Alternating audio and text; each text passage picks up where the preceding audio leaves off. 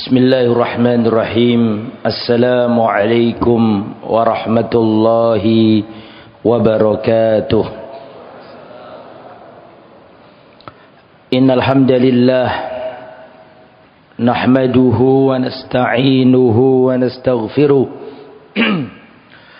wa na'udzu billahi min shururi anfusina wa min sayyiati a'malina man yahdihillahu fala mudilla lah wa man yudlil fala hadiya lah wa asyhadu an la ilaha illallah wahdahu la syarika lah wa asyhadu anna muhammadan abduhu wa rasuluhu la nabiyya wa la rasula ba'dah. Allahumma salli wa sallim wa barik ala nabiyyina wa habibina Muhammadin wa ala alihi wa sahbihi ajma'in. Ya ayyuhalladzina amanu taqullaha haqqa tuqatih wa la tamutunna illa wa antum muslimun. Ya ayyuhan nasu taqu rabbakumul ladzi khalaqakum min nafsin wahidah وخلق منها زوجها وبث منهما رجالا كثيرا ونساء واتقوا الله الذي تساءلون به والأرحام إن الله كان عليكم رقيبا يا أيها الذين آمنوا اتقوا الله وقولوا قولا سديدا يصلح لكم أعمالكم ويغفر لكم ذنوبكم ومن يطع الله ورسوله فقد فاز فوزا عظيما أما بعد فإن أصدق الحديث كتاب الله وخير الهدي هدي محمد صلى الله عليه وسلم وشر الأمور محدثاتها وكل محدثة بدعة وكل بدعة ضلالة وكل ضلالة في النار. معاشر الحاضرين rahimani wa rahimakumullah.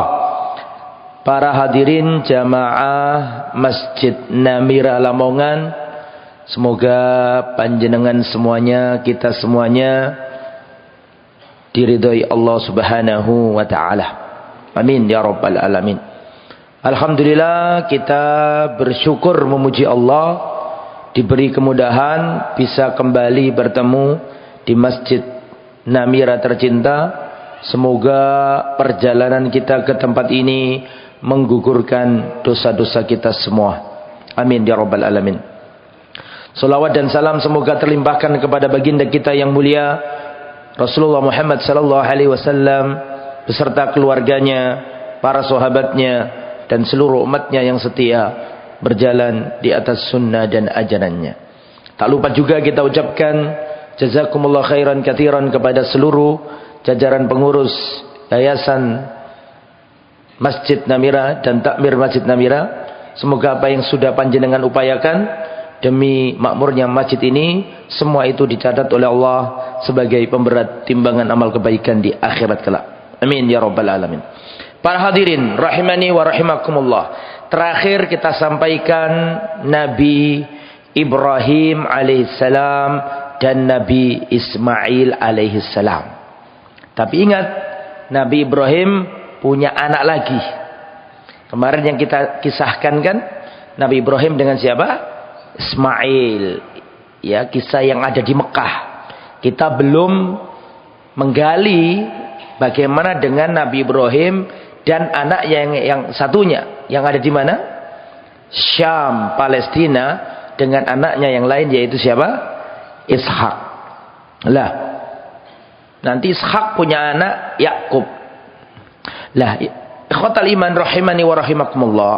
Nabi Ibrahim dan Siti Sarah memperoleh anak yaitu Ishak ketika keduanya sudah berumur, ketika keduanya sudah tua.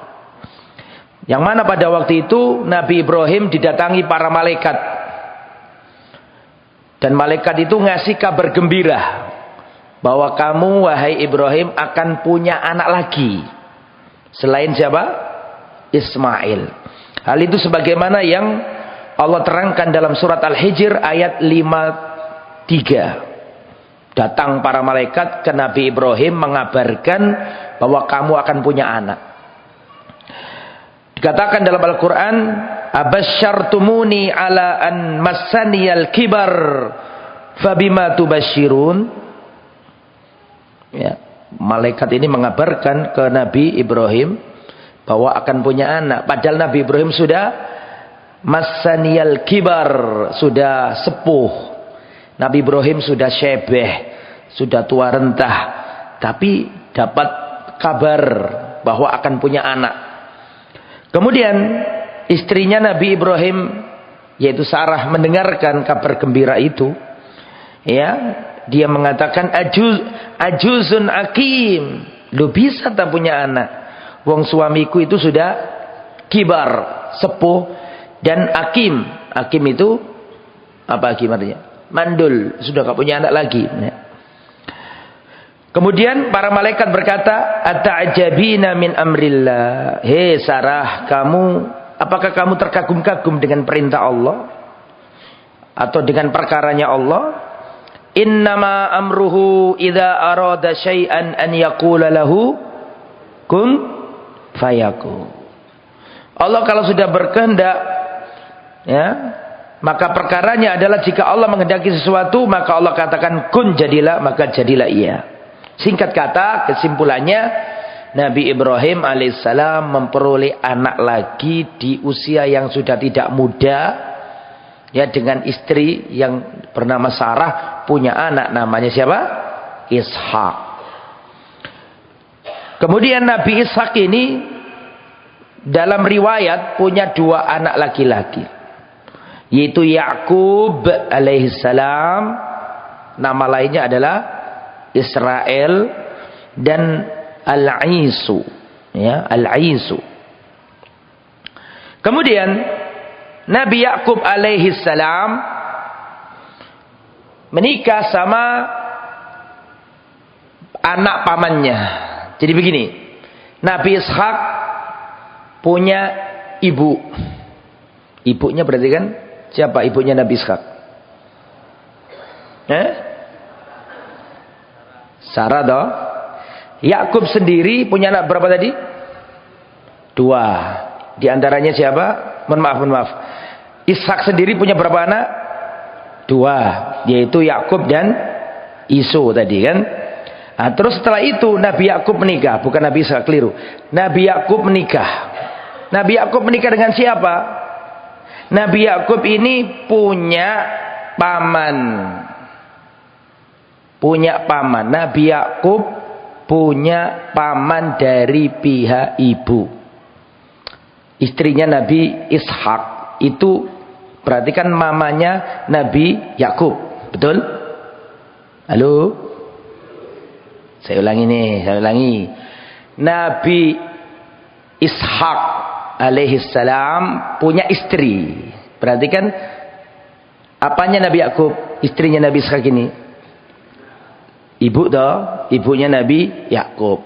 Ibunya Nabi Yakub itu atau istrinya Ishak itu punya saudara laki-laki. Perhatikan pamannya Nabi Yakub. Namanya Laban. Namanya siapa? Laban. Kemudian Laban ini punya 2 putri. Sama-sama cantik. Namanya Rahel dan Lea. Tapi Yakub itu senang sama Rahel. Senang sama siapa? Rahel. Kemudian Yakub datang ke pamannya yang bernama Laban. Wahai pamanda, wahai pamanku, aku ingin melamar putrimu yang bernama Rahel. Rahel ini yang lebih muda. Lebih tuaan siapa? Lea. Kemudian pamit ke pamannya, wahai pamanku Laban, aku ingin menikahi putrimu yang bernama siapa tadi? Rahel. Maka kata pamannya, boleh, tapi kau harus kerja dulu bersamaku berapa tahun? 7 tahun. Akhirnya mau ya, Nabi Yakub kerja dengan pamannya 7 tahun. Setelah 7 tahun maka menagih janji, wahai pamanku, seperti yang dulu kita sepakati, kalau sudah 7 tahun aku akan menikahi anakmu. Silakan.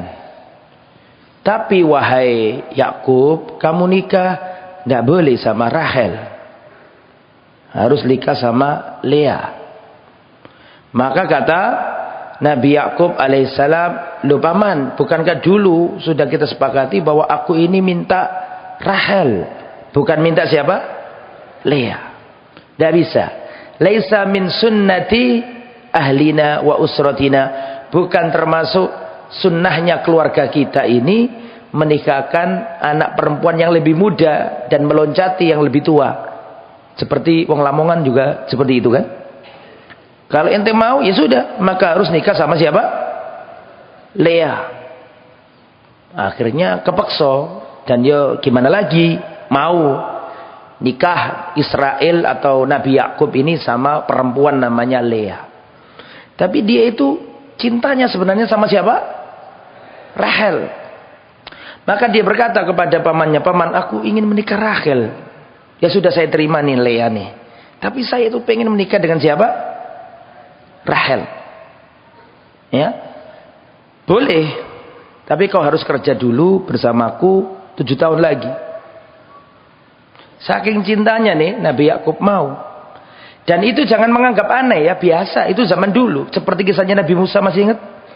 Nabi Musa alaihissalam kan dinikahkan sama anaknya orang yang di negeri Madian yang ngambil air itu. Tapi kan dikasih syarat, Nabi Musa kerja berapa tahun? Ya, intinya kerja begitu. Itu kulturnya orang dulu kayak gitu. Akhirnya Nabi Yakub mau. Nah, tapi sementara beliau nikah sama siapa? Lea dulu.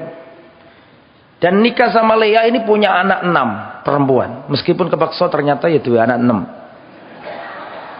Ya, 2 anak berapa? 6. 6 ini siapa saja? 6 ini namanya adalah Ruben, Simon atau bahasa Arabnya Syam'un, Lewi, terus siapa? Yahuda, Zebulon, Issakhar, 6. Lah si Rahel ini gak punya anak. Ya, sudah menikah gak punya anak, sedangkan Lea punya anak terus. Padahal aslinya cintanya Yakub lebih berat ke Rahel, tapi Rahel gak punya anak. Nah, maka Nabi Yakub berdoa terus, Rahel ya berdoa terus pengen punya anak. Tetap belum dikasih anak. Maka akhirnya Rahel ini punya budak. Budaknya Rahel ini namanya Bilha. "Wahai suamiku Yakub, aku belum bisa memberimu anak, maka aku punya budak wanita, sudah ambilen supaya kamu punya anak dari budak ini." Namanya siapa tadi? Bilha. Akhirnya Nabi Ibrahim punya anak dari Bilha, 2 orang. Yaitu namanya yang nomor berapa? 7 ya, Dan. Nomor 8 Naftali. Dan terus Naftali. Naftali itu nama orang Yahudi. Perdana Menteri Israel sebelum yang sekarang ini siapa? Netanyahu ini. Sebelumnya kan sempat kalah pemilu, Netanyahu digantikan siapa? Naftali. Nah sekarang balik Netanyahu lagi. Kemudian si Lea, loh, kok Rahel ngasihkan budaknya kepada Yakub? Dia pun ikut karena dia juga punya budak, namanya Zilpah. Maka dia ngomong ke yang menang Nabi Yakub, dapat banyak ini. Ya. Akhirnya dikasih ke Nabi Yakub, sudah ambil juga karena Rahel ngasih, aku juga ngasih. Namanya Zilpah. Dikasihkan ke Yakub alaihissalam, punya anak 2. Berarti yang ke-9 dan ke-10. Namanya Gad dan Ashir. Pas 10. Si Rahel belum punya anak. Terus akhirnya berdoa. Terus Nabi Yakub juga berdoa. Rahel juga berdoa. Di antara 4 wanita yang paling dicintai oleh Yakub ya Rahel. Akhirnya Allah kasih yang terbaik. Ya, dikasih 2 yang terbaik. Lakoni menangguri.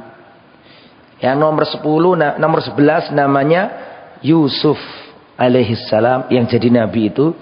Sedangkan yang nomor berapa? 12. Namanya siapa kira-kira? Mesti apalmu ikut dok kan? Siapa namanya? Bunyamin. Jadi totalnya berapa anaknya Nabi Yakub ini? 12. Dari perempuan berapa? 4. Yaitu Ruben, Simon atau Sam'un, Lewi, Yahuda, Zebulon, Issakhar, dan Naftali, kemudian Gad, Asyir, Yusuf, Binyamin. Tolong sebutkan satu orang, bukan? 12 ini Pak. 12 punya anak 12. Nabi Yakub alaihissalam. Nabi Yakub inilah nama lain dari Nabi Israel. Ya, Israel nama Nabi. Jadi Yakub sama Israel sama. Israel, El itu artinya ilah, Tuhan. Jibril, Mikael, Israel. El itu Allah. El itu ilah dalam bahasa Ibrani. Seperti Jibril itu artinya khadimullah, pelayannya Allah. Kemudian Mikael itu artinya Habibullah, kecintaan Allah. Israel, ya, qaribul al-muqarrib ilallah, yang dekat kepada Allah. Lah Israel, Isra itu artinya abd. Israel artinya Abdullah, hambanya Allah. Nah, jadi Nabi Yakub punya nama lain, yaitu apa? Israel. Dan nama itu dikukuhkan di Al-Quran. Illa harrama Isra'ilu ala nafsi. Memang Al-Quran menyetujui itu. Al-Quran sendiri mengabarkan bahwa namanya Nabi Yakub itu Israel. Sama, merujuk ke satu orang. Oke. Setelah itu Nabi Yakub ya mohon maaf, Nabi Yakub bersama dengan mertuanya. Siapa tadi namanya mertuanya? Laban, ya, bekerja kaya raya Nabi Yakub ini. Akhirnya Nabi Yakub mendirikan Masjidil Aqsa, mendirikan Baitul Maqdis. Jarak antara pendirian pembangunan Masjidil Haram yang ada di Mekah dengan Masjidil Aqsa yang ada di mana tadi? Baitul Maqdis, jaraknya 40 tahun. Kan Nabi Yakub ini, Israel ini kan ponaknya Nabi Ismail. Bisa dipahami? Jadi saya ulangi, Nabi Ibrahim punya 2 anak. Ismail ditaruh di Mekah. Kan gitu nggih? Terus yang kedua Ishak ditaruh di Palestina atau Baitul Maqdis. Kemudian Nabi Ismail dengan Nabi Ibrahim membangun apa? Ka'bah, Masjidil Haram. 40 tahun kemudian didirikanlah Masjidil Aqsa yang mendirikan keponakannya Nabi Ismail. Kan gitu? Betul toh? Yaitu Israel atau Nabi Yakub alaihi salam. Kemudian ikhwatal iman rahimani wa rahimakumullah, karena Nabi Yakub ini anaknya banyak, maka muncul kisah berikutnya. Kisah tentang Nabi siapa? Yusuf. Kisah Nabi Yusuf itu tidak ada kisah Nabi selain Nabi Muhammad SAW diceritakan dengan detil kecuali Nabi Yusuf. Bahkan ada surat khusus namanya surat Yusuf yang dengan detil ceritanya disampaikan. Bahkan sebagian ulama mengatakan barang siapa ingin membaca, mengetahui kisahnya Nabi Yusuf, sudah bacaan surat Yusuf kau akan paham. Bahkan tanpa tafsir pun kau paham. Makanya sekarang yang bawa kitab Al-Quran silakan dibuka surat Yusuf, itu jelentre banget kisahnya itu. Kalau saya baca bagaimana kisahnya Nabi Yusuf ketika 12 anak ini bersatu menjadi keluarga besar, yaitu Bani Israel, anak keturunan Israel. Nah, disitulah ada masalah. Masalah itu bermula ketika Nabi siapa? Nabi Yusuf, anak yang ke-10, yang ke-11, termasuk anak yang paling cilik, termasuk. itu bermimpi. Nabi Yusuf ini bermimpi. Idh qala Yusufu li abihi, ya abati inni ra'aitu ahada asyara kaukaba wasyamsa wal qamara ra'aituhum li sajidin. Nabi Yusuf ini masih kecil, cerita ke ayahnya, wahai ayahku Yakub alaihissalam, aku ini bermimpi. Aku bermimpi saya melihat ada 11 bintang di langit, dan saya juga melihat matahari dan rembulan. Semuanya itu sujud kepadaku. Jadi dalam mimpinya Nabi Yusuf ya melihat 11 bintang, melihat matahari dan melihat rembulan, semuanya sujud kepada Nabi Yusuf alaihissalam. Mendengarkan mimpi yang aneh itu, maka Nabi Yakub sudah kroso. Nabi Yakub sudah paham. Karena Nabi Yakub itu juga Nabi. Maka Nabi Yakub langsung berkata kepada Nabi Yusuf yang masih kecil, ya bunayya, la taqsus ru'yaka ala ikhwatika fayakidu laka kaida. Hei anakku, jangan kau ceritakan mimpimu itu kepada saudara-saudaramu yang lain. Saya khawatir mereka akan membuat tipu daya kepadamu. Akhirnya dilarang. Nabi Yusuf cerita-cerita kepada siapa? Saudaranya. Kemudian saudara-saudaranya Nabi Yusuf itu merasa, loh, kok ayah kita kok kayaknya lebih sayang ke Yusuf daripada kita ini. Kok apa-apa Yusuf, apa-apa Yusuf. Kok kayaknya ayah kita lebih cintanya, condongnya kepada Yusuf lebih daripada kita-kita semua. Mereka berkata, la Yusufu wa akhuhu ahabbu ila abina minna wa nahnu usbah inna abana lafi dhalalim mubin. Sesungguhnya Yusuf dan saudaranya yaitu Binyamin, sama-sama anaknya siapa? Hah? Wallahu a'lam, tidak bisa jadi ya, wallahu a'lam, bisa jadi antara Lea sama Rahel itu kurang cocok, bisa jadi. Biasanya nek mae kurang cocok, yo imbasi nang sapa? Anak-anak. Makanya dalam Islam tidak boleh saudara kandung wanita dan saudarinya nggak boleh disatukan dalam pernikahan. Ini syariat umat terdahulu, boleh menggabungkan wanita dengan saudarinya. Ini syariat umat terdahulu. Adapun di umat Islam tidak boleh berpoligami, menyatukan wanita dengan saudarinya terus dinikahi dua-duanya, nggak boleh dalam Islam. Wa antajma'u bainal ukhtaini illa ma qad salaf. Kalau dulu nggak apa-apa, zaman nabi-nabi terdahulu. Tapi zamannya Nabi Muhammad kita dilarang menikah dengan dua wanita yang bersaudara. Kalau wanitanya nggak bersaudara boleh. Nek mau monggo, asalkan hati-hati. Ada dua wanita yang tidak boleh dikumpulkan dalam pernikahan menurut syariat Islam. Wanita dan saudarinya. Nomor 2, wanita dan bibinya. Nah itu gak boleh. Menggabungkan antara bibi dan ponaan dalam pernikahan haram, gak boleh. Di antara rahasianya adalah, kenapa kok dilarang? Karena dikhawatirkan akan terjadi ukuk. Akan dikhawatirkan terjadi pemutusan silaturahim. Karena namanya madu, sesama madu itu mesti ada apanya?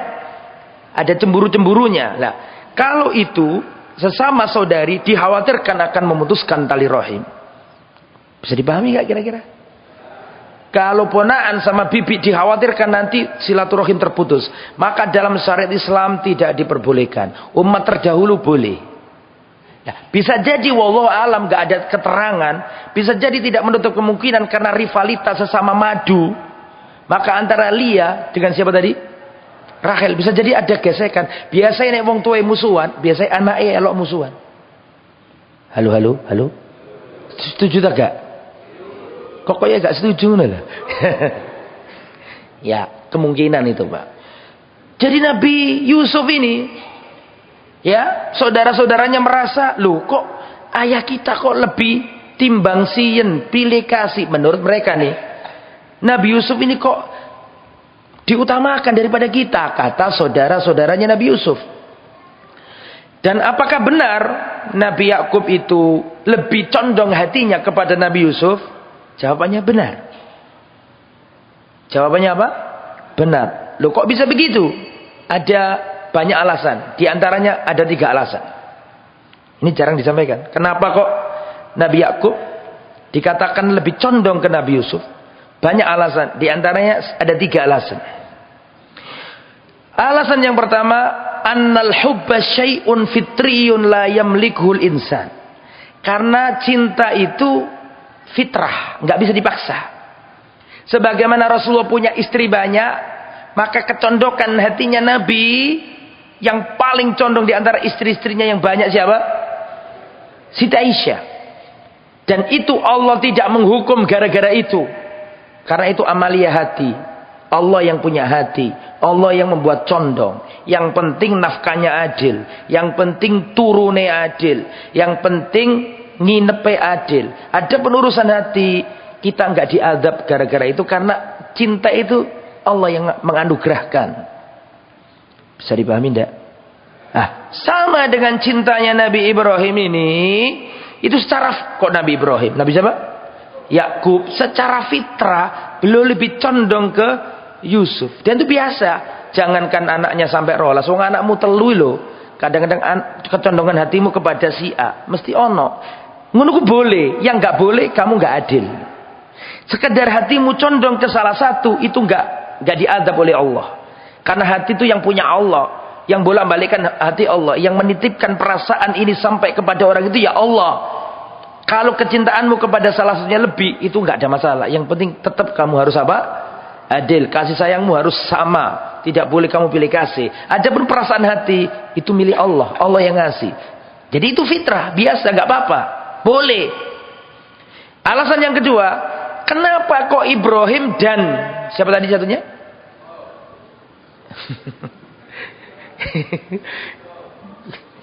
Kenapa Yusuf dan satunya siapa? Kok Yakub itu loh, Pak? Kenapa Yusuf dan Bunyamin lebih dicintai? Tadi kan dikatakan nih dalam surat yang bawa kitab Al-Quran dibuka itu. Ya, idh qalu la Yusufu wa akhuhu. Yusuf dan saudaranya, siapa maksudnya? Binyamin. Lu kok lebih disenangi ayah kita? Kroso, ngono lho. Jawaban yang pertama, cinta itu fitrah, gak bisa dibelok-belokkan, Allah yang kasih. Itu alasan yang pertama. Alasan yang kedua, kenapa kok Bunyamin dan Yusuf lebih dicintai? Jawabannya, karena yang paling kecil. Karena yang paling kecil. Biasa anak sing paling kecil, yang itu yang diapakan? Disayang, itu pasti. Makanya orang Arab itu kalau ditanya, siapakah di antara anak-anakmu yang paling kau cintai? Di antara anak-anakmu itu siapa yang paling kau cintai? Orang Arab akan mengatakan yang sakit sampai sembuh, yang kecil sampai dewasa, yang safar sampai dia pulang. Artinya biasa. Kenapa kok Yusuf lebih disenangi dan juga Bunyamin? Soalnya sing paling cilik. Nek wis gede lapo dileling. Betul toh? Gede lapo digendong. Nah, sing digendong sing disayang dikek dhuwit ya sing cilik-cilik iki. Adapun segede belakrak oh terserah. Ya. Ya kan gitu. Biasa kan kehidupan kayak gitu. Itu alasan yang nomor 2. Alasan yang nomor 3, karena Nabi Yusuf ini nomor berapa? 3 ya? Karena Nabi Yusuf ini dikasih oleh Allah ketampanan lahir batin. Tidak ada yang enggak terpesona dengan Nabi Ibrahim. Astagfirullahaladzim. Mohon dimaafkan. Sengaja tak salah. Enggak lah, memang salah ya, sepurani. Jadi karena Nabi Yusuf ini diberi oleh Allah ketampanan lahir dan batin. Sehingga wajar sekali ayahnya itu benar-benar jatuh hati sama anaknya. Ya lucu, yang ganteng, ya baik. Jadi benar-benar hatinya Nabi Yakub itu senang banget nih sama Yusuf alaihissalam. Itu alasan nomor berapa tadi? Alasan nomor 4. Kenapa Yusuf yang paling disenangi Yakub? Karena mimpinya. Karena apa? Karena mimpinya. Dan Nabi Yakub itu tahu bahwa anaknya ini suatu saat akan ada perkara besar yang ia miliki. Sudah paham karena beliau itu nabi. Sehingga Nabi Yusuf ini yang paling disenangi oleh Nabi siapa? Yakub. Kemudian ikhwatal iman. Akhirnya apa yang terjadi? Akhirnya saudara-saudaranya Nabi Yusuf membuat makar. Ingin menyingkirkan Nabi Yusuf. Bagaimana caranya? Mereka berkata, "Uqtulu Yusufa awitrahuhu ardan yahlu lakum wajhu abikum wa takunu min ba'di qauman sholihin." Ada yang usul. Di antara 10 orang itu ada yang usul. Sudah, bunuh saja Yusuf ini. Supaya ayah kita ini perhatiannya benar-benar kepada kita, gak ke Yusuf lagi. Kemudian ada seorang yang gak setuju dengan pendapat itu dan berkata, qala qailum minhum la taqtulu Yusuf. Jangan dibunuh Yusuf. Tapi wa alquhu fi ghayabatil jubbi yaltaqithu ba'du sayyarati in kuntum fa'ilin. Jangan dibunuh, tapi kalau kalian mau, lemparkan saja atau taruh saja siapa namanya? Yusuf alaihissalam di kedalaman sumur. Kalau ente mau jangan dibunuh. Taruh aja di sumur, dibawa, barangkali nanti ada musafir, kafilah dagang, dia akan mengambil Yusuf dan dibawa kemana terserah. Yang penting nggak ada di sini, sehingga cintanya abi kita kembali kepada kita. Di sini ada pelajaran ya jamaah, perhatikan. Kita kan nggak sekedar mengkisahkan, harus pandai-pandai mengambil pelajaran. Apa pelajarannya? 1. Jadi orang tua jangan sampai nggak adil. Nabi Yakub itu adil, tapi anaknya merasa diperlakukan tidak adil. Apalagi yang memang orang tuanya benar-benar nggak adil. Wahai bapak-bapak, ibu-ibu, jangan sampai tidak adil. Karena ketidakadilan itu menyakitkan hati. Sebenarnya, perhatikan baik-baik, sebenarnya saudara-saudaranya Nabi Yusuf itu nggak ada masalah sama Nabi Yusuf. Nabi Yusuf juga nggak pernah menjahati mereka. Tapi kenapa Nabi Yusuf kok dijahati sama mereka? Karena orang tuanya. Karena mereka menganggap Nabi Yakub nggak berbuat adil menurut mereka. Artinya, panjenengan kalau jadi orang tua jangan sampai berbuat tidak adil. Karena itu menyakitkan anak. Panjenengan tahu nggak? Di antara manfaat yang bisa dikirim kepada orang tua yang sudah mati. Jadi kalau anak itu pengen berbakti kepada orang tuanya, yang mana orang tuanya sudah wafat. Di antara caranya adalah wajib bagi anak menyambung tali rohimnya orang tua yang sudah wafat. Betul apa enggak? Betul apa enggak? Punya bapak, punya emak sudah mati. Terus anak pengen berbuat baik. Ada banyak caranya. Mendoakannya, bersedekah atas namanya. Ya, macam-macam. Di antaranya adalah menyambung tali rahimnya. Di antara cara berbakti kepada orang tua yang sudah wafat adalah menyambung tali rahimnya. Dan sekarang pertanyaan saya, siapakah tali rahimnya orang tua yang paling dekat kepada kita? Anaknya orang tua. Dan anaknya orang tua adalah saudara kita. Maka yang jadi ibu bapak jangan sampai kalau kamu mati anakmu tukaran. Di antara yang menyebabkan anakmu tukaran ketidakadilanmu. Makanya yang adil sama anak, cintai semua anak, karena kamu nggak tahu siapa yang paling mendatangkan manfaat setelah kematianmu, kamu nggak tahu. Jangan-jangan anak sing kon kei terus, sing kon senengi, justru itu lupa. Justru anak sing kon bendel-bendel sing gak kon reken, justru bisa jadi dia yang berbakti. Kita nggak tahu. Kamu nggak tahu mana yang paling bermanfaat setelah kematianmu. Maka perlakukan anak dengan adil semuanya. Itu pelajaran pertama. Pelajaran kedua dari kisah tadi. Hati-hati dengan hasad. Hasad ini kejahatan yang pertama kali terjadi di langit. Dan kejahatan pertama kali terjadi di bumi. Hasad ini maksiat pertama yang Allah dimaksiati dengannya. Hasad ini adalah dosa pertama yang dengan dosa itu Allah dimaksiati. Hasad adalah dosa pertama kali terjadi di langit. Yaitu karena siapa? Iblis hasad kepada siapa? Adam. Karena hasad gak mau sujud. Lapo aku kok dikongkon sujud? Wah, aku luwe apik tinimbangane Adam. Hasad. Kenapa Adam sing diunggul-unggulno? Hasad. Dan hasad pula dosa yang pertama kali terjadi di bumi. Hasad adalah dosa pertama yang Allah dimaksiati dengannya di bumi. Di mana itu? Kisah apa itu? Kisah Qabil membunuh Habil karena Qabil hasad kepada Habil. Makanya hati-hati dengan hasad. Berbahaya. Ya, hasad ini berbahaya. Makanya Syekhul Islam Ibnu Taimiyah mengatakan asludz dzunub salasatu asbab. Pokok dari dosa itu sebabnya ada 3. Kata Syekhul Islam Ibnu Taimiyah. Asludz dzunub salasah. Pokok asal muasal dosa itu karena 3 hal. Yang pertama al-hasad. Hasad.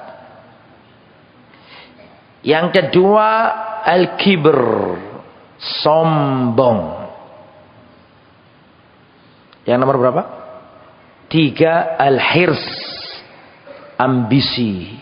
Serakah. Jadi asal muasalnya dosa itu pondasinya ada 3 nih. Kata siapa tadi?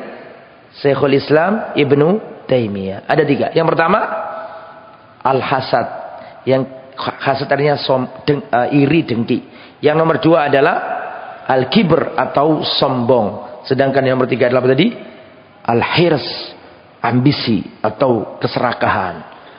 Bermula dari 3 inilah terjadi dosa-dosanya anak Adam. Termasuk Nabi Adam makan buah terlarang itu karena hirs. Apa hirs tadi? Iya, serakah, ambisi. Kemudian ikhwatal iman, akhirnya mereka menjalankan aksinya. Nabi Yusuf ini nggak mungkin satu pertemuannya cuma.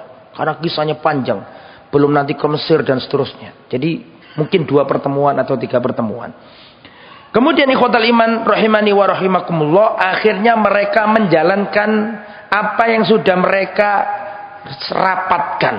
Konspirasi ini dijalankan. Langsung mereka berkata kepada ayahnya, "Ya abana, ma laka la ta'manna ala Yusuf wa inna lahu lanasihun. Arsilhu ma'ana ghadan yarta' wa yal'ab wa inna lahu lahafidun." Wahai ayah, kenapa kamu gak percaya sama kami tentang Yusuf? Wahai ayah, izinkan kami besok, kami membawa Yusuf, kami akan bermain, bersenang-senang dengan Yusuf. Dan kami akan berbuat baik untuk Yusuf, kami gak akan menyakiti Yusuf. Kita akan menjaga Yusuf. Apa kata ayahnya? Ayahnya sudah tahu. Oh, Nabi kok. Qala inni la yahzununi an tadhhabu bihi wa akhafu an ya'kulahu dhi'b wa antum anhu ghafilun. Sungguh menyedihkan aku kalau sekiranya kalian membawa Yusuf, kemudian besok kalian bermain A, B, C, D, E, kemudian kalian biarkan Yusuf sendirian, akhirnya Yusuf dimakan serigala. Wa antum anhu ghafilun, sedangkan kalian sedang lalai karena sibuk dengan apa yang kalian lakukan, lalai enggak menjaga Yusuf. Saya khawatir Yusuf akan dimakan serigala. Qalu, mereka berargumen, la in akalahu dhibu wa nahnu usbah inna idzal khasirun. Kalau sampai seandainya Yusuf dimakan serigala, maka kita ini keluarga tentu kami akan merugi. Artinya enggak mungkin aku biarkan itu, wahai ayah. Enggak akan kami biarkan Yusuf dimakan serigala. Kami akan menjaga Yusuf. Akhirnya ya diizini sama Nabi Yakub, tapi hatinya Nabi Yakub itu sudah enggak serak sama mereka itu.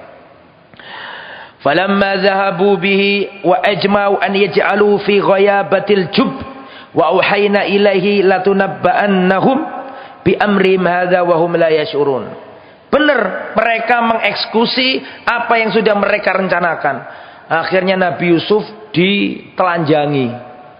Bajunya dilepas, masih bocah kecil. Bajunya suruh lepas, lepas bajumu, lepas bajunya. Setelah itu ditaruh, dicemplung nanggone apa? Sumur, tanpa pakai baju. Dan kisahnya Nabi Yusuf itu ada pada bajunya. Dengarkan, Saya tinggalkan sejenak, saya kasih informasi, perhatikan. Kata para ulama, kisahnya Nabi Yusuf itu ada pada 3 bajunya. Siapa yang gak ingat cerita panjangnya, ingat saja 3 bajunya Nabi Yusuf. Karena dalam kisahnya Nabi Yusuf disebutkan ada 3 baju. Apa saja kira-kira? Baju yang pertama yang sekarang sedang kita bicarakan. Baju yang kedua, baju yang apa? Baju yang disobek dari belakang oleh siapa? Imra'atul Aziz. Baju yang ketiga, baju yang kayak gimana?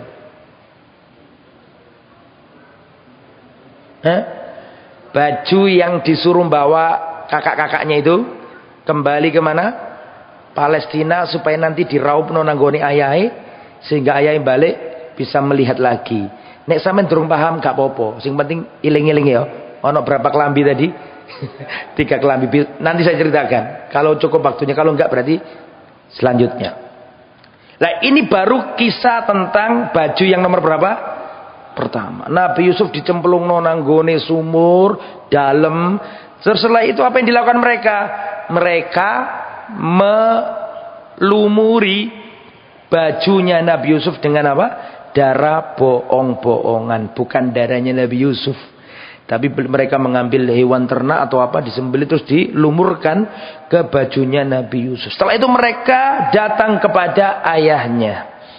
Mereka waja'u ala qamisihi bidamin kadhib qala bal sawwalat lakum anfusukum amra fasabrun jamil. Ya, mereka akhirnya datang kepada ayahnya. Nangis. Ya, pura-pura nangis dan seterusnya. Waja'u abahum isya'an yabkun. Mereka datang ke Nabi Yakub sambil nangis semuanya. Ayah, benar yang kamu omongkan. Yusuf ini kami tinggal, kami sedang berlomba, kami main-main. Kita tinggalkan Yusuf, ternyata Yusuf dimakan serigala. Ini kalau nggak percaya, ini bajunya berlumuran dengan apa? Darah. Padahal itu darah bohong, bukan darah sungguhan. Saya mau tanya, di saat seperti itu Nabi Yakub tahu nggak kalau anak-anaknya yang lain itu bohong? Tahu nggak Nabi Yakub kalau anak-anaknya itu dusta? Apa indikasinya? Apa indikasi yang menunjukkan bahwa Nabi Yakub itu tahu bahwa anak-anaknya itu berdusta? Karena pakaiannya tidak terkoyak. Karena pakaiannya Nabi Yusuf itu utuh. Sedangkan kalau seandainya yang disampaikan oleh anak-anaknya tadi, bahwa Nabi Yusuf itu dimakan apa? Serigala, terus ditemukan apa bajunya? Harusnya bajunya apa? Sobek. Tapi gak sobek api, cuman dilumuri apa? Darah. Akhirnya Nabi Yakub tahu, oh, bohong anak-anakku ini. Nabi Yakub tahu bahwa anak-anaknya ini bohong. Waja'at sayyaratun fa'arsalu waridahum fa'adla dalwah. Datanglah kafilah dagang melewati sumur tersebut. Biasalah kafilah dagang zaman dulu kan butuh istirahat. Zaman sekarang ada rest area, ya kan? Zaman dulu ya ada rest area. Maka mereka turun cari air, beres-beres, minum. Lah, sebagian rombongan itu menurunkan timbanya, ternyata tahu di bawah sumur itu atau di dalam sumur itu ada bocah kecil. Maka mereka senang. Tapi ini sebagian yang ada di kafilah, enggak semuanya. Enggak semua yang rombongan itu tahu bahwa di situ ada bocah kecil, enggak semuanya. Kenapa? Perhatikan, kita baca dulu. Maka ketika orang yang menurunkan timba itu tahu bahwa di bawah ini ada bocah kecil, maka senang dan dia berkata, "Ya busyra hadza hulam." Aduh, ya alangkah gembiranya kita nemu bocah cilik iki. Perhatikan, wa asarruhu bidha'ah. Sama yang nurunkan timba ini dicekel, ditarik ke atas, terus fa'asarruhu. Dari kata sir, apa artinya sir? Disembunyikan, diselundupkan. Jadi itu enggak menemukan secara kolektif. Kuwabe rokabe lu ono bocah cilik, enggak. Itu sebagian kecil dari rombongan yang ikut di kafilah itu. Paham? ketika mengetahui ada bocah kecil ditaruh di atas, langsung diselundupkan secara sembunyi-sembunyi, ditaruh di barang-barang. Itu menunjukkan bahwa yang lain nggak tahu. Nabi Yusuf alaihissalam diselundupkan di barang, terus dibawa sampai kemana? Sampai ke Mesir. Kenapa kok ke Mesir? Karena di Mesir itu lumbung pangan. Kenapa di Mesir kok bisa lumbung pangan, Ustadz? Kok tidak ke Mekah? Mekah gersang. Kok tidak ke Medina? Kok tidak ke Irak? Tapi kenapa pada waktu itu orang Syam membawa kafilah dagangnya, mereka berangkat ke Mesir? Kenapa kok ke Mesir? Tahu jawabannya? Karena pada waktu itu Mesir lumbung pangan. Kenapa kok lumbung pangan? Karena di Mesir ada sungai Nil. Kalau ada sungai, maka ada kehidupan. Kalau ada air, ada pertanian. Kalau ada pertanian, ada pangan. Kalau ada pangan, orangnya bahagia, makmur. Maka rombongan ini berangkat ke Mesir karena memang di Mesir tempatnya pangan. Karena di sana ada apa? Sungai Nil. Maka akhirnya ikhwatal iman rahimani wa rahimakumullah, dibawalah wasyarauhu bisamanin baksin darahima ma'dudatin wa kanu fihi minaz zahidin. Sama orang yang nemu ini supaya cepat laku dan supaya nggak konangan yang lain, supaya nggak ketahuan yang lain, dijual dengan harga yang apa? Murah. Kenapa kok murah? Karena dia ini nemu, nggak ada modal, wis sing penting laku, nggak konangan konco-koncone wis beres wis. Akhirnya didol dengan harga yang murah. Padahal Nabi Yusuf ini mahal. Ya, akhirnya dijual ke orang Mesir. Kebetulan yang beli itu orang yang punya jabatan, julukannya Al-Aziz, orang yang perkasa. Maksudnya di situ menteri, bukan setingkat raja, tapi bawaan apa? Raja yang punya gelar Al-Aziz. Maka yang membeli ini ngomong ke istrinya ketika sudah sampai istana, sampai rumahnya yang mewah, yang gede, karena pejabat dia. Maka dia ngomong ke istrinya, akrimi maswahu asa an yanfa'ana aw nattakhidahu walada. Hei istriku, tolong diopeni arek cilik iki. Dan bisa jadi kita jadikan dia anak kita, bermanfaat kita jadikan anak. Berarti itu si pejabat itu nggak punya anak, ya. Kemudian dijadikanlah seperti anak. Jadi Nabi Yusuf hidup di istana itu. Ya, Nabi Yusuf hidup di tempat yang istimewa. Wa kadzalika makkanna li Yusufa fil ard linu'allimahu min ta'wilil ahadis. Demikianlah kami berikan tempat yang istimewa kepada Nabi Yusuf hidup di lingkungan kerajaan. Semakin gede, diajari oleh Allah takwil mimpi. Diajari oleh Allah takwil mimpi. Jadi Nabi Yusuf itu bisa mentakwil mimpi. Mentakwil mimpi artinya mengabarkan maksud dari mimpi itu. Walamma balagha ashuddahu atainahu hukma wa ilma. Semakin Nabi Yusuf ini bergede, menjadi remaja, menjadi pemuda, sudah balik, maka Allah berikan kepadanya hukman, kebijaksanaan, wa ilman, dan ilmu pengetahuan. Karena Nabi Yusuf semakin gede, gantengnya luar biasa. Ganteng, tampan, belenga-belenga, keren, handsome. Maka istrinya Aziz ini bendino ketemu. Wah, nggak ada hubungan darah loh ini. Ada hubungan darah enggak? Enggak. Secara ras, genetik beda. Ini Nabi Yusuf Israeli. Sedangkan orang Mesir penduduk aslinya Kipti. Beda rasnya, beda bahasanya. Tapi karena kecilik di kewenang Mesir, akhirnya Nabi Yusuf iso bahasa Kipti. Bukan bahasa dulur-dulure yang ada di mana? Syam atau Palestina. Sudah beda negeri ini. Jadi mau ndak mau Nabi Yusuf yo iso bahasa Kipti. Wajahnya mungkin ganteng dewe dibanding karo suku ras yang lain, yaitu ras Kipti. Akhirnya apa yang terjadi ikhwatal iman? Nabi Yusuf karena semakin gede ganteng, maka kepencutlah istrinya. Apa kepencut itu? Iya segitulah ya, ngocong bahasa Lamongan iki gak apa-apa lah. Kepencut yo paham kabeh. Akhirnya kesengsem nih si istri pejabat. Loh, iki arek cilik sing kita rawat kok tambah gede, kok tambah ganteng. Akhirnya tumbuhlah benih-benih cinta. Apalagi bendino ketemu. Wah, pejabat ini sering di luar.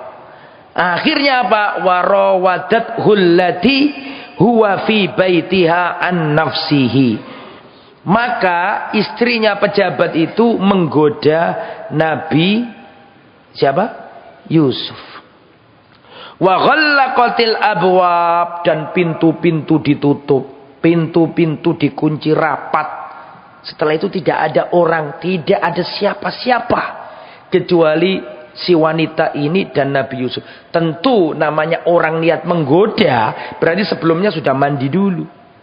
Pakai minyak wangi yang istimewa, parfumnya luar biasa, ditampakkan auratnya. Ojo digambar sing aneh-aneh. Tapi supaya panjenengan paham, berarti sebelum merayu, ini wanita benar-benar sudah memapping suasana. Tahu waktu yang sekiranya suaminya nggak pulang. Tahu ini waktu yang paling pas. Ngerti ini waktu yang paling kondusif. Sudah disiapkan. Pintu-pintu ditatap, ditutup, dikunci-kunci. Si wanita ini dalam keadaan yang paling mempesona. Setelah selesai ready semuanya, si wanita ini mengatakan, "Hai talak, Yusuf, kesinilah. Hai talak, kemarilah." Langsung Yusuf mengatakan, "Ma'adallah." Nabi Yusuf itu bukan orang bodoh. Wonten napa? Enggak usah. Wis paham Nabi Yusuf itu. "Ma'adallah. Aku berlindung kepada Allah. Innahu rabbi ahsana mathwaya." Sesungguhnya suamimu itu tuanku dan aku enggak mungkin curang kepadanya. "Innahu la yuflihud dzalimun." Sesungguhnya orang yang berbuat zalim tidak akan bahagia, enggak akan sukses. Laqad hammat bihi, wanita ini benar-benar pengen sama Nabi Yusuf. Wa hamma biha, dan Nabi Yusuf pun pengen dengannya, kalaulah bukan karena melihat burhan dari Allah. Berarti Nabi Yusuf sempat pengen apa enggak? Enggak sempat pengen. Makanya pahami ayatnya. Dan Nabi Yusuf pun menginginkannya sekiranya kalaulah dia tidak melihat burhan Tuhannya. Berarti karena ada burhan gak sampai kesempatan untuk apa? Pengen, karena sudah ditampakkan burhan dari Allah. Burhan itu bukti atau dalil dari Allah. Sehingga keinginan Nabi Yusuf sudah tercegah duluan. Makanya kalau baca tafsir hati-hati, kalau baca ayat ini maksudnya itu sungguh wanita ini sudah pengen banget dan Yusuf pun pengen banget, kalaulah bukan karena kalaulah ini berarti belum sempat terjadi karena sudah kelihatan burhannya Allah duluan, itu ditolong sama Allah. Maka Nabi Yusuf langsung berlari menuju pintu. Pertanyaannya, Nabi Yusuf tahu nggak kalau pintu itu dikunci? Tolong dijawab. Tahu nggak? Tahu. Tapi kenapa Nabi Yusuf kok lari ke pintu? Kalau itu gampang, jawabannya gampang. Ya namanya usaha, Ustaz. Itu gampang itu. Pertanyaan yang kedua, loh, ketika Nabi Yusuf lari ke arah pintu, loh kenapa si wanita ini yang wong Lamongan sering menamainya Zulaikha, dari tadi aku gak nyebut Zulaikha, tapi biasa wong Lamongan nyebutnya apa? Ya, karena Zulaikha itu lafaz bukan dari hadis. Tapi yang sudah sering tersebar di masyarakat, maka istrinya Al-Aziz menteri tadi itu ketika melihat Nabi Yusuf lari ke arah pintu, pertanyaannya, kalau Nabi Yusuf lari ke arah pintu gampang jawabannya, ya namanya usaha, harus gak boleh pasrah, itu gampang jawabannya. Yang lucu ini yang kedua ini, loh kenapa istrinya Aziz kok elok nututi ke pintu, wong dia sendiri yang mengunci, dia juga sudah tahu bahwa pintunya itu dikunci, tapi kenapa kok dia ikut nututi? Kok gak ngene? Ayo nandi awakmu melayu wis tak kunci kabeh. Lho kan iso wae ngono. Halo, paham maksudnya Ustaz? Tapi kenapa ketika Nabi Yusuf lari ke arah pintu kok ketakutan ini Zulaikha ini atau istrinya pejabat langsung nututi? Kenapa? Berarti pergerakan ahlil hak itu menakutkan ahlil batil. Makanya ahlil hak harus bergerak. Gak boleh pasrah lagi, tidak boleh. Karena bergeraknya ahlil hak dengan sendirinya menakutkan ahlil batil. Meskipun ahlil batil ngerti bahwa ini sedikit berhasilnya, tapi ketika ahlil hak bergerak tidak pasrah, pergerakannya sudah menakutkan ahlil batil. Paham sampai sini? Akhirnya dikejar, ditariklah bajunya Nabi Yusuf sehingga terkoyak dari belakang. Ini baju yang keberapa? 2. Baju ketiga kayaknya gak hari ini. Ada berapa baju? 3. Akhirnya ketika Nabi Yusuf meraih pintu, ditututi, disobek dari belakang, kebetulan padahal iki mesti nih wanita ini sudah memapping semuanya, sudah diteliti semuanya, waktu yang tepat, tempat yang tepat, tapi tidak bisa mengubah takdirnya Allah. Duh, kok dilalah si menteri datang, kan gitu ceritanya. Mungkin ada yang bertanya, Ustadz kok menteri ini bisa buka? Ya mbo duwe kunci serep loh ya. Kunci serep dibuka, Pak. Ternyata ketika si Al-Aziz menteri ini membuka pintu, di situ melihat Yusuf dan siapa? Istrinya dalam kondisi yang tidak layak dilihat. Langsung wanita ini mengubah fakta. Pura-pura seakan dirinya ini korban. Yus menunggu wong wedok senengane. Istilah saya apa, playing victim. Dia ini sing pelaku, pura-pura dia yang korban. Langsung diwalik sama siapa? Si wanita ini, dan wanita ini langsung berkata, nah, ma jaza'u man arada bi ahlika su'an illa an yusjana wa adzabun alim. Wahai menteri, wahai paduka, bagaimana menurutmu balasan dari lelaki yang menggoda istrimu, yang ingin berbuat jelek kepada rumah tanggamu? Kalau tidak, apa hukuman yang layak bagi dia kalau tidak dipenjara? Maksudnya penjaraan wong iki gitu. Apa akhirnya? Qala hiya rawadatni an nafsi. Nabi Yusuf membela diri. Enggak. Tidak, wahai paduka, dia yang menggoda saya, bukan saya yang menggoda dia. Wa syahida syahidum min ahliha in kana qamisu. Ternyata ada saksi. Kejahatan ini dipikir sudah sempurna. Dia lupa bahwa Allah Subhanahu wa taala melihat itu semua. Maka orang yang membuat rangkaian kejahatan, pasti gak ada kejahatan yang sempurna. Gak ada. Mesti ada lorong-lorong, ada sudut-sudut yang tidak kau perkirakan. Ternyata ada saksinya ya jamaah. Wa sahida syahidum min ahliya. Ternyata ada saksi yang melihat kejadian itu. Para ulama berselisih pendapat, siapa saksi ini? Ada yang mengatakan bocah kecil, ada yang mengatakan sepupunya wanita ini. Wallahu a'lam bishawab, tafsirnya banyak. Akhirnya saksinya berkata, wahai menteri, lihat saja, kalau bajunya dia terkoyak dari belakang, maaf, kalau bajunya terkoyak dari apa? Depan, berarti benar istrimu. Ini memang laki-laki bejat. Tapi kalau memang bajunya orang ini terkoyak dari mana? Belakang, berarti dia benar istrimu yang khianat. Setelah diperiksa, ternyata bajunya Nabi Yusuf terkoyak dari mana? Dari belakang. Kalau terkoyak dari belakang berarti gak gelem tapi ditututi, gak gelem tapi digandoli, kan gitu nggih. Akhirnya disimpulkan bahwa istrinya yang salah. Langsung si menteri ngomong, Yusufu a'rid an hada. Wahai Yusuf, berpalinglah dari masalah ini, sudah anggapan berlalu.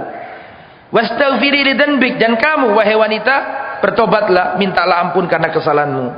Innaki kunti minal khotin, kamu benar-benar melakukan kesalahan. Akhirnya tersebar di jazirah, di ibu kota Mesir pada waktu itu. Ternyata si wanita ini seneng karo budake dhewe, pembantune dhewe. Gonjang-ganjing, Pak. Akhirnya apa yang terjadi? Gak terima, istri pejabat ini diundang kabeh, dikasih makanan, dikasih apa? Pisau. Terus Yusuf disuruh keluar. Ketika Nabi Yusuf keluar dan mereka semua melihat Nabi Yusuf, maka mereka qata'na aydiyahunna. Mereka enggak sengaja sampai saking kesengsemnya, saking terbelalaknya, kok ono wong ganteng koyo ngene iki. Akhir tanpa sadari mereka memotong apa? Tangan-tangan mereka. Akhirnya si wanitanya, istrinya siapa pejabat mengatakan, Fadzalikal ladzi lumtunnani fihi. Ya ini yang kalian cela-cela aku. Kalian ini baru lihat sehari sudah kayak gini. Motong tangannya. Coba aku bendino ketemu. Ya, nduk kamar, mulurut tok. Makanya Nabi Yusuf alaihissalam ini masuk kategori sabaatun yudilluhumullah fi dhillihi yauma la dhilla illa dhillu. Ada 7 golongan yang akan diberi naungan pada hari kiamat, ketika tidak ada naungan lagi kecuali naungan Allah. Di antara 7 golongan itu adalah rajulun da'athu imra'atun, seorang laki-laki diajak berzina oleh perempuan yang cantik rupawan, punya kedudukan, gratis, tidak pakai bayar. Tetapi laki-laki itu berkata, inni akhafullah. Tidak. Aku takut kepada Allah. Yo jarang-jarang ono lanang ngene. Wong kucing lesu dikei iwak gereh. Iwake dicaploke, iya kan? Tapi Nabi Yusuf mampu meredam itu. Nah, ini hebatnya Nabi Yusuf alaihi salam. Sampai sini ya. Dan ini jadi gosip nasional, Pak. Gosip ya nggak ngerti nasional pun enggak, tapi maksudnya tersebar luas. Akhirnya kan nama baiknya terganggu, Pak, menteri ini. Akhirnya menteri ini lihat, ini loh, kalau laki-laki kalah sama wanita. Laki-laki ini nggak mampu menceraikan istrinya, padahal istrinya jelas-jelas salah dan dia tahu bahwa istrinya salah. Maka akhirnya laki-laki ini memenjarakan Nabi Yusuf. Dan istrinya nggak dicerai. Coba bayangkan. Padahal pejabat itu harus sih, zaman dulu kerajaan ya, wanita kayak gini tandang, bila perlu dibunuh, ganti wanita yang lain. Tapi kenapa laki-laki ini kok malah Nabi Yusuf yang dipenjarakan, istrinya masih dibiarkan di istana? Ini berarti laki-laki ini kalah sama istrinya. Laki-laki ini dayus, tahu dayus? Hilang rasa cemburunya. Ternyata usut punya usut, memang menteri ini punya penyakit. Sebagian ulama tafsir menjelaskan penyakitnya si menteri ini adalah apa? Penyakitnya itu layakum anuhu, tidak berdiri itunya. Sampean paham itunya apa? Nek gak paham, insya Allah pertemuan yang akan datang akan saya jelaskan sampai di situ ya. Tidak berdiri anunya itu tadi. Besok itu kita jelaskan karena nggak mungkin selesai. Ini masih panjang. Ini ya masih 2 pertemuan lagi. Insya Allah. Jadi sampai sini cerita tentang Nabi Yusuf belum selesai. Tolong dibantu ingat-ingat. Terakhir Nabi Yusuf diapakan tadi? Di penjara. Nanti akan kita lanjutkan pada pertemuan yang akan datang. Subhanakallahumma bihamdika asyhadu an la ilaha illa anta astaghfiruka wa atubu ilaik. Wassallallahu ala nabiyyina Muhammad wa ala alihi wa sahbihi ajma'in. Wa akhiru da'wana anil hamdulillahi rabbil alamin. Wassalamu alaikum warahmatullahi wabarakatuh.